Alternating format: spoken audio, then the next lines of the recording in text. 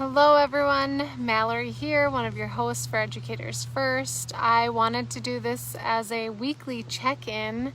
It has been 1 week since my last live, which was a little horrific, but the point was self-cares are important and there are easy ways to build them into your routine. So if you missed the last live, you can either check out my personal page or our group page because I accidentally started it on my personal page, which I'm really, now that I'm talking about it, I'm really hoping that I'm in Educators First, and I actually don't know how to check while I'm in here, which makes me look like a hot mess. So I apologize. If anyone is watching, please let me know that I'm in my Educators First group and not on my personal page. I will not be happy with myself if I'm on my personal page doing a live for Educators First again.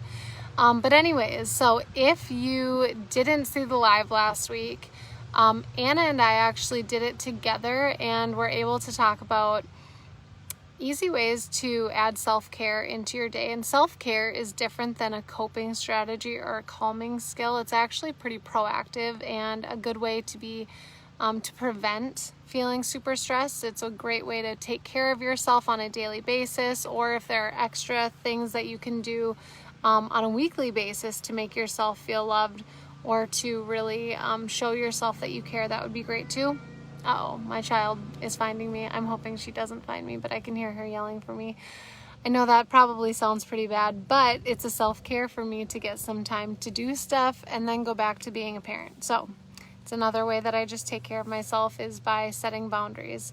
But what I also wanted to talk about today was a way to help you to ease anxiety. So I myself find myself at times feeling very overwhelmed with a lot of things or feeling a lot of anxiety about a lot of little different things. And what I do for myself is I think, okay, big picture, what's the situation? Because I find myself really zoning in on individual things that can stress me out when in reality, if I look at the big picture and remind myself that things will be okay, that helps me to relax a little bit.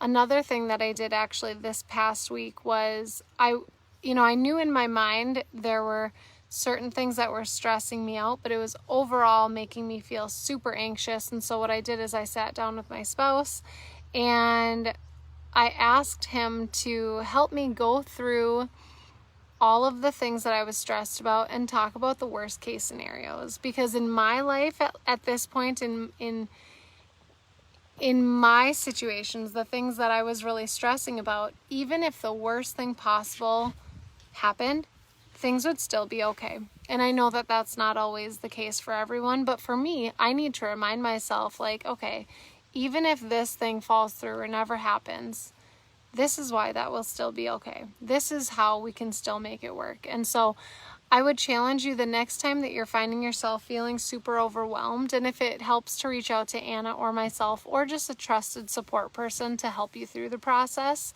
go ahead and one by one name each thing that could be a worst case scenario and remind yourself of how you would survive that situation. I know for me, it helped me to relax because I was able to see, okay, no matter what, things are going to be okay. I can go ahead and stress, worry, freak myself out, and that won't help anything. But what I also can do is practice self-care and remind myself that even if the biggest things go wrong, I still have a healthy family, or I still have a spouse that supports me, or I will still be okay. And for me, it's really important to remind myself of that. And I'm sure for you guys, you could benefit from that as well. It's summer, which I feel like for us who work in the education field makes it seem as though we should be totally relaxed, right? Like, what do we have to worry about? But life is still life, and there are always things that can be on our mind or that can stress us out. And so summer is a great time to practice self-care because we know that during the school year, when life is busy, we don't always have the time to think about it. So now is the time to think about how you can take care of yourself, how you can ease your own anxiety, or make sure that you're in a good place with a healthy mindset. If you have questions about that, feel free to reach out to us. And if you are catching this live and are feeling like, yes, this resonates with you, let other staff members know that you are getting something out of Educators First, so that you are spreading the word and helping other people as well. We want your schools to know that you're using this resource and that you're getting something out of it. All right, I hope you guys are having a great day, and talk to you soon. Bye.